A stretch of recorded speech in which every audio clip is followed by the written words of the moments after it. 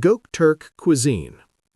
When we look at the stage of history, we see that some civilizations left deep legacies not only through the states they founded, but also through their ways of life and cultures. The Göktürk Khaganate, which emerged in the vast steppes of Central Asia that required great courage to traverse, is one of these civilizations. Although the Göktürks are known for their powerful armies, mounted warriors, and great victories, behind this great state there was a way of life that had become one with nature and a unique culinary culture shaped around it. Göktürk cuisine was not a magnificent cuisine born in imperial palaces. On the contrary, it was a cuisine that developed at the heart of the steppe, inside their tents, around the fire. The Central Asian geography where the Göktürks lived consisted of vast steppes, iron-hard winds, and harsh natural conditions known for their freezing winters. For this reason, agriculture was very limited in the region, and the main livelihood of the society was animal husbandry. Naturally, this situation shaped the culinary culture as well. The dietary habits of the Göktürks were mainly based on meat, dairy products, and grains. Due to their nomadic lifestyle, food not only needed to be nutritious, it also had to be portable, durable, and able to be stored for long periods without spoiling. For this reason, the Göktürks often prepared their meals in ways that could endure journeys and wars lasting for weeks. Red meat was one of the main food sources of the Göktürk cuisine. Sheep, goats, cattle, and especially horse meat were among the animals frequently consumed. In Göktürk society, the horse was not only a means of transportation or a tool of war, but also an important source of food. In steppe culture, the value of the horse was very high, and therefore horse meat was considered both nutritious and valuable.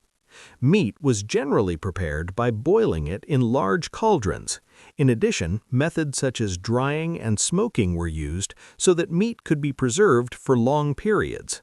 Meat sliced into thin pieces and dried in the sun could be stored for months without spoiling. This method was especially important during times of war and conquest because soldiers needed food that was easy to carry and would not spoil during long campaigns and journeys. Another essential food element in Göktürk culture, as important as meat, was milk and dairy products. Nomadic Turkic communities whose main livelihood was animal husbandry developed highly advanced methods for transforming milk into different products. Yogurt and karut were major parts of daily life. However, the most remarkable product among these was kumis. Kumis was a fermented drink made from mare's milk and held great importance in Göktürk culture both as a nutritious beverage and as a social drink. For warriors, it was considered a healthy drink, and it was also served during large gatherings, celebrations, and diplomatic meetings. Kumis was not merely a beverage, but also one of the most prominent symbols of Göktürk culture. The Göktürks were not a civilization that relied solely on meat and dairy products for nourishment. Grains also held an important place in their daily diet. Grain groups such as millet, barley, and wheat were crushed and ground into flour to make bread. Because of the nomadic lifestyle, these breads were usually products that could be cooked quickly and carried easily. They were often baked on hot stones or directly over the fire. These practical breads were one of the staple foods consumed together with meat dishes. In Göktürk society, eating was not merely an act done for survival. Food was a symbol of social unity, power, and sharing. Celebrations called feasts, organized especially after great victories, held an essential place in Göktürk culture. During these feasts, large cauldrons were set up, animals were slaughtered, meat was boiled, and different nomadic tribes gathered together. Kumis was distributed in large containers, people ate together, and victories were celebrated. These feasts were also magnificent ceremonies demonstrating the power, authority, and generosity of the Khagan. Through such feasts, Göktürk rulers strengthened the loyalty of their people and reinforced their authority over other tribes.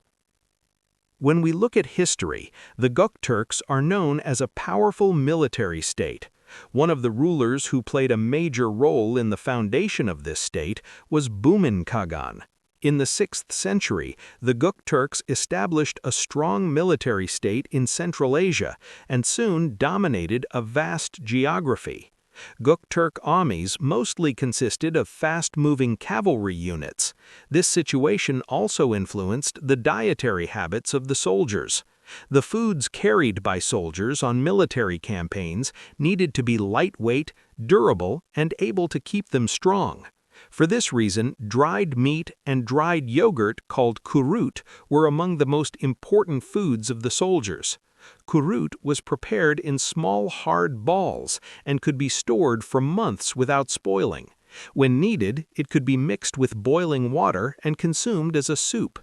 These practical foods are important examples showing how well the Göktürks adapted to the conditions of military campaigns.